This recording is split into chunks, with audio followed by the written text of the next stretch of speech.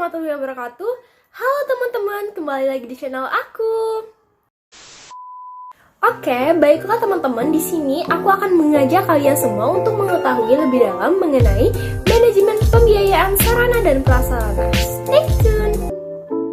Nah, dari kalian semua pasti belum banyak yang tahu nih mengenai apa sih yang dimaksud dengan pembiayaan itu. Teman-teman, pembiayaan pendidikan itu adalah sebuah kompleksitas yang di dalamnya akan terdapat saling keterkaitan pada setiap komponen yang memiliki rentang yang bersifat makro atau satuan pendidikan hingga yang makro atau nasional yang meliputi sumber-sumber pembiayaan pendidikan, sistem dan mekanisme pengalokasiannya, efektivitas dan efisiensi dalam penggunaan dana, akuntabilitas hasil penggunaannya yang diukur dari perubahan yang terjadi pada semua tataran, khususnya sekolah dan permasalahan-permasalahan yang terkait dengan pembiayaan pendidikan. Ternyata ada juga faktor yang mempengaruhi pembiayaan pendidikan. Yang pertama, kenaikan harga. Yang kedua, perubahan relatif dalam gaji pengajar. Yang ketiga, perubahan dalam populasi dan kenaikan presentasi peserta didik di sekolah negeri. Yang keempat, meningkatnya standar pendidikan. Yang kelima, meningkatnya usia anak yang meninggal di sekolah. Yang keenam, meningkatnya tuntunan terhadap pendidikan lebih tinggi. Pasti dari teman-teman nih sering bertanya mengenai dari mana sih sumber keuangan sekolah itu? Nah, di sini sumber keuangan sekolah itu bisa dari pemerintah pusat, siswa, kelompok masyarakat, alumni, Pemda, yayasan, pengusaha, orang tua, dan lain-lainnya. Kemudian, fungsi dari pembiayaan pendidikan itu yang pertama meliputi memungkinkan penyelenggaraan pendidik dilakukan secara efisien dalam artian dana yang diperoleh dapat digunakan untuk mencapai tujuan tertentu yang diinginkan. Yang kedua, memungkinkan ketercapaian kelangsungan hidup lembaga pendidik. Yang ketiga, dapat mencegah adanya kekeliruan, kebocoran, atau penyimpangan penggunaan dana dari rencana semula. Dan yang keempat, menggambarkan target-target yang akan tercapai sekolah atau madrasah. Kemudian teman-teman ada yang namanya manajemen sarana dan prasarana. Apa sih yang dimaksud dengan manajemen sarana dan prasarana itu?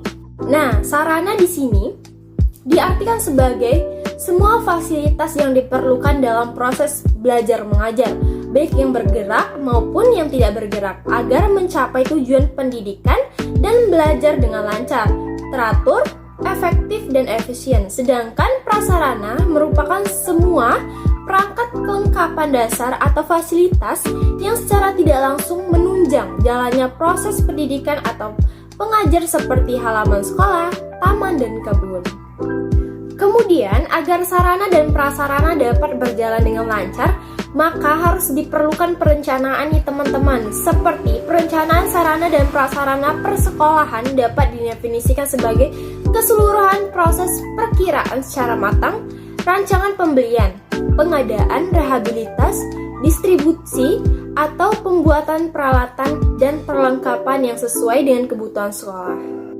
Perlu teman-teman ketahui juga, di dalam perencanaan sarana dan prasarana itu juga memiliki tujuan dan manfaatnya.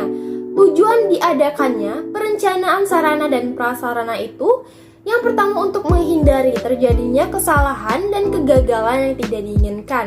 Yang kedua, untuk meningkatkan efektivitas dan efisiensi dalam pelaksanaannya.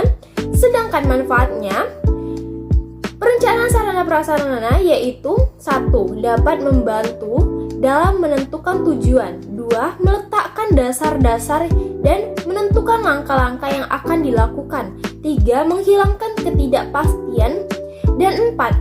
Dapat dijadikan sebagai suatu pedoman atau dasar untuk melakukan pengawasan, pengendalian, dan bahkan juga menilai agar nantinya kegiatan dapat berjalan secara efektif dan efisien.